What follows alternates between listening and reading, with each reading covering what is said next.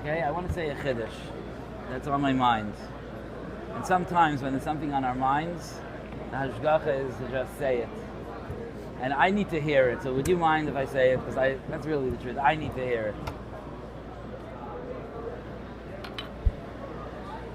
I want to say it like this. We've spoken about, over the years, about the incredible, if you think about it, it's incredible Maimer Chazal that says, Chayev Adam Loimar, a person is obligated to say, B'shvili Nivra Ha'olam, the world was created for me. That means that you are obligated to say that the world was created for you.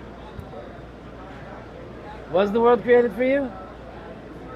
Apparently, if you're obligated to say it. I can't believe the Chazal were like, it's not really true, but it's like a self-help trick. I don't buy into that. You agree? It can't be that it's made for everybody individually. So Eli's asking the kasha we've talked about in the past. It's not the chiddush that I want to talk about today, but let's chazer. You can't go weiter without chazering. So let's chazer. So Eli is asking a very, very, very touchy question. Because he's saying, if the world was created for him, how could there be something created for me? If you said it's created for the Jewish people, okay, that's one thing. Right, but that's not what it says, right? It says, Chayev Adam Loimar. Which, by the way, Chayev Adam Loimar is because Adam could have said that. Right? It's an Adam thing. Chayev Adam Loimar. Right? When Adam was created, I think he was pretty honest. He could have said, B'shvili Nivra Ha'olam. But, Eli, it's not true. It actually is 100% accurate that the world was created for you and the world was created for me. And that's because we are underestimating the astonishing wisdom of HaKadosh Baruch Hu. You know, it says in davening, in Hallelujah Kitav Zamra, we say about HaKadosh Baruch Hu, Gadol, it's okay, I'll wing it. Gadol Adonenu V'Rav Koyach. Our master is great, with incredible strength. V'lisvunasai, and to his wisdom. Ein mispar. Right, it doesn't say ein cheker like it says in other places. It says ein. Okay, let's look at it. Simple. Okay, I think we say the same hallelujahs. I don't know what this is. Okay.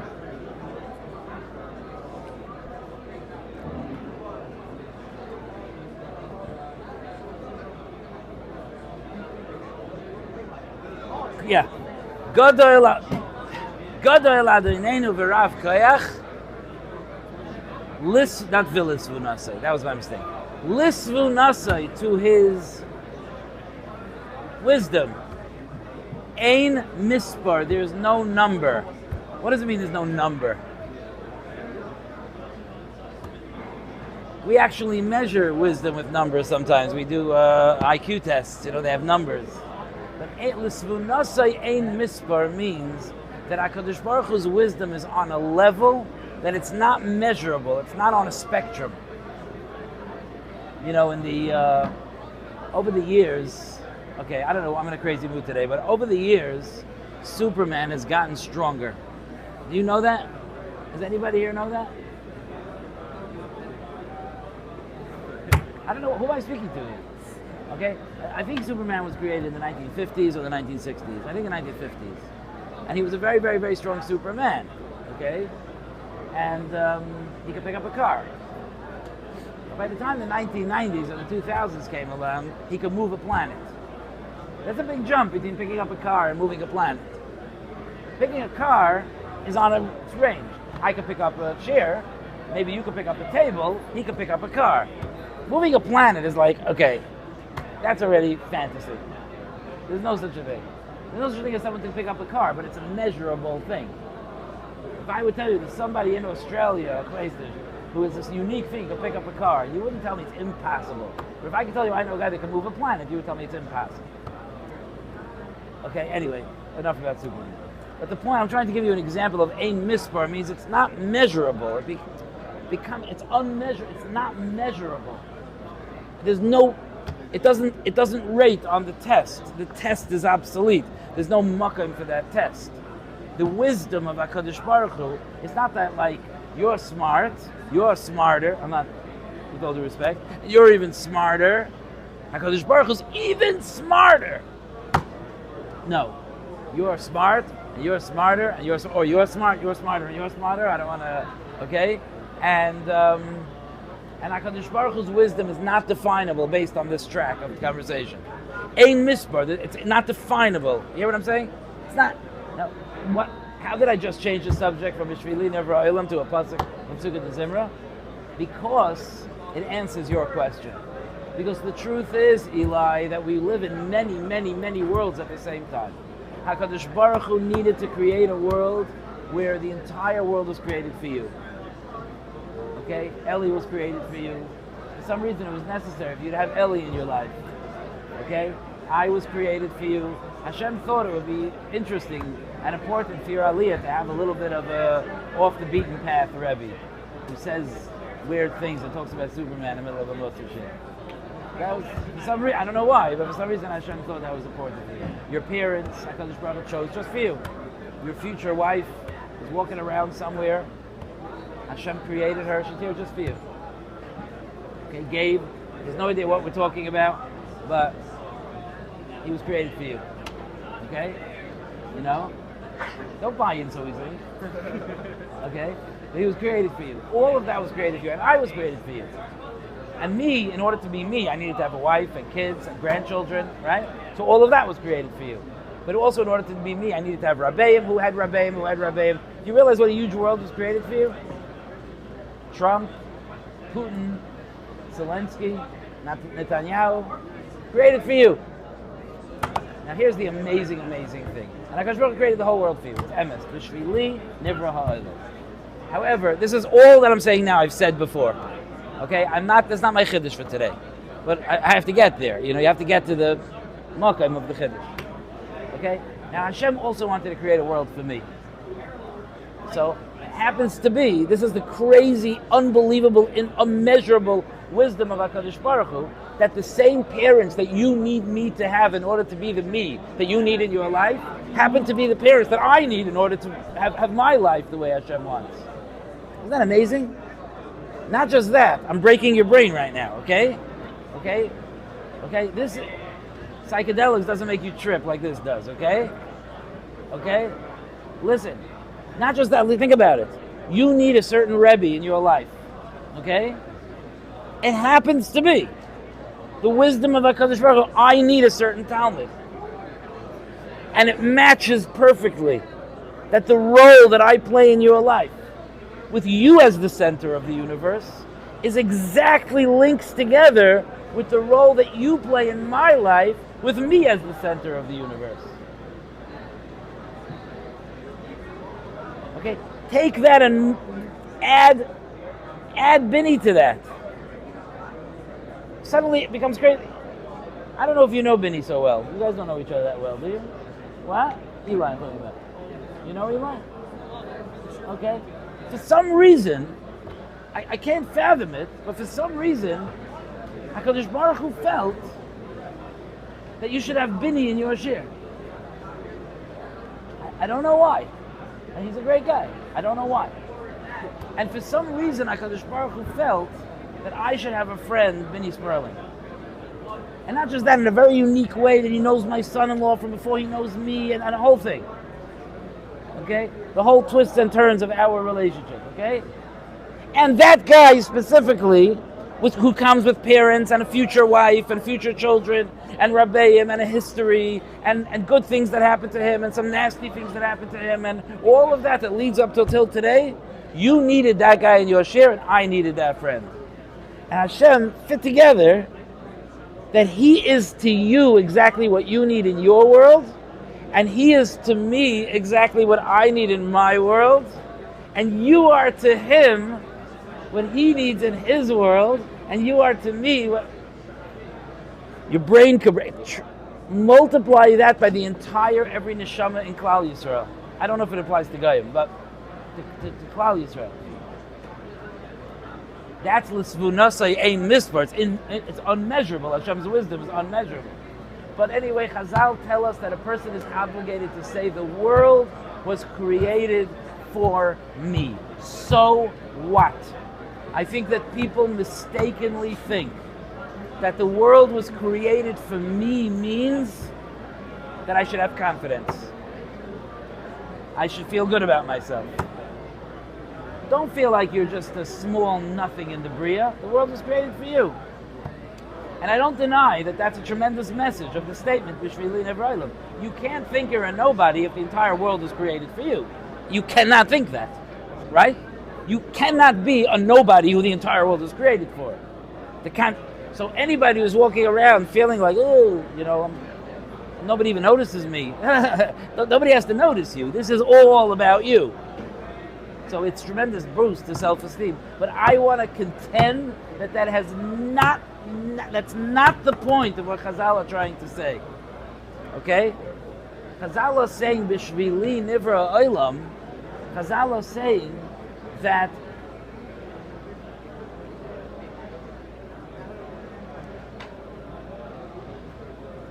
let's translate the words, that the world, listen very carefully to this, the world was created for me, not for the person I'm imitating, not for the person I want to be, not for the person I wish I was, and not for the person I think I am. Okay? The world was created for me, for the real me. The entire world was created for me, which means that we have to be able to lean in to having a certain feeling of authenticity, of connectedness to the world, that it's not so often we feel like we have to act a certain way. We have to conform with what's expected of us to be, of who we are expected to be. But the whole world was created for you. I was thinking about this now, obviously. I walked in here, coming out of my mouth. I happened to have been on the phone a few minutes ago, and I was walking down the street, and I feel bad because I was on the phone, but in the back of my mind, this program was playing. This app, in the back of your phone, there's apps playing. So I was talking on the phone with as much attention as I could give, but this B'shvili Nevraylam was the app playing in the background because I've been going through this in my mind a little bit. And there was a guy walking his dog, okay? And it didn't look like a super friendly dog, okay? And I'm like a good, yeshiva guy from Brooklyn. I'm not comfortable with dogs, okay? But as I was walking, I was telling myself, the dog was created for me. The owner was created for me. This is my world. I didn't have any fear. I just walked. I said hello. I mean, it is my world. I have to be a good ambassador. It's a different feeling. It's a different feeling, and it's a different. When I say feeling, I don't mean as opposed to reality. Do we believe that everything Chazal said was true? Yeah, can we agree about that? Every word Chazal said is true? Yes. Okay. You was wondering if it was a trick question. Yes, everything Chazal says is true. And Chazal said that I am obligated. Not it's a good idea. I am obligated. Now I understand why I'm obligated. Because I need to learn who me is. And I have to live in the world. My nisyonos were created for me. I have to stop being afraid of people. I have to stop being concerned about the future. I have to stop tying myself into a pretzel of being who I think other people want me to be. I have to stop worrying if people don't like me. I have to stop being concerned if someone criticizes me. Okay, if I'm a smart guy, I'll listen to criticism and see if I can learn from it. I said to someone on Shabbos, just because this guy did the wrong thing by criticizing me doesn't mean I'm not allowed to take advantage of that criticism and grow from it. Like, it's too bad. Once you said it, I have a right to grow from it. Right? But I have to start living confidently in my world, not confidence like self-esteem, 2026, self-help 101. I'm talking about a much deeper sense. B'shvili nivra ha'olam. The world was created for the person that I am. This is my world. And I'm going to live in that world with the fullness of who I am. And I'm not going to let the world crush me. I'm not going to let the world hold me back. I'm going to interact with people without being so afraid of their reactions. They don't have to like it. And you know what's going to end up happening when I do that? They're going to like it. Because there's nothing that people react to in a better, more warm way than to an authentic person. And when you reach out to someone with authenticity and they react in an obnoxious way, I have a secret to tell you. It's because they're afraid of your authenticity. Because it's making them think about their authenticity. And people are sometimes afraid of themselves. Chayav Adam Loimar. We're Adam Arishan. Adam Arishan was created. There was no, like, what are they going to say in the papers? There was no, well, it's a deeper thing also, like, how many of us do this? And maybe there's a time and place for it, but how many of us try to look for someone who we could think maybe our life could be like his? Maybe someone a little older than you, maybe someone in your family, maybe someone in your shul. You're like, oh, that's future me. No, erase that. Chayiv Adam Loimar. You think Adam did that? You think Adam was created? It was like, elephant, that's future me. Lion, that's future me. No, he didn't do that, right? Because there was only one Adam. Adam Yechidi Nivra. Adam was created alone. What about inspiring? That's another thing. We have to be very, very, very careful. You have to be very careful that when you're inspired by someone, you're not imitating them. Sometimes, I have this with certain people in my life, Rabbi Kalish among them. Sometimes, I'm just saying it to you as we're both Talmidim of his. Sometimes, somebody will express something or say something that if it triggers me to imitate them, I have violated my own authenticity. But sometimes it wakes up something inside of me. And it makes me realize, hey, that's me also. That's inspiration. That's inspiration. When I hear about someone that learns Bahasmada and tears come to my eyes, I have to be careful that I'm not learning with more enjoyment or more intensity because I want to be him. I'm learning with more intensity because he triggered my recognition that that's my bishvili. That's me. That's who I am. This is freedom, Rabbi said. This is real freedom. Stop being... What are you worried about? You worried about the opinion of people who were created for you? This is all about you. The king is in a throne room and he's quiet. If someone says, imagine, you want to say something? He's like, I'm afraid people aren't going to like what I'm going to say. You're the king! You're the king.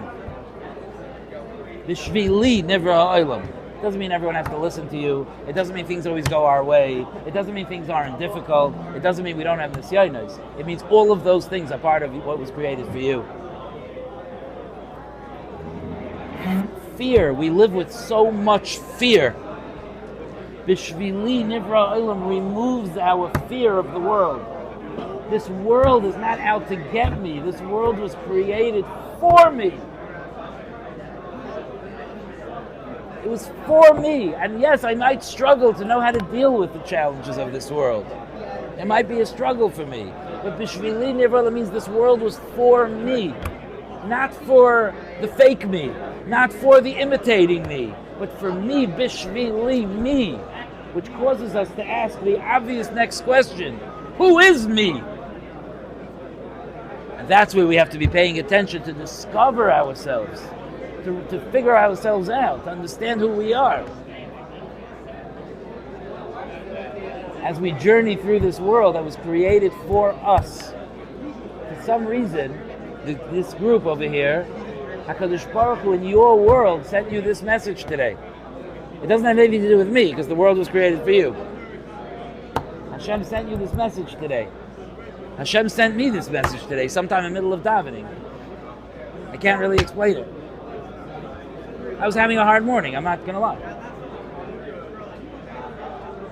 B'shvili nivra ha'olam. Let's go take on the day. Let's live in our worlds from our thrones. Let's live in our worlds. Let's take on our life. B'shvili nivra ha'olam.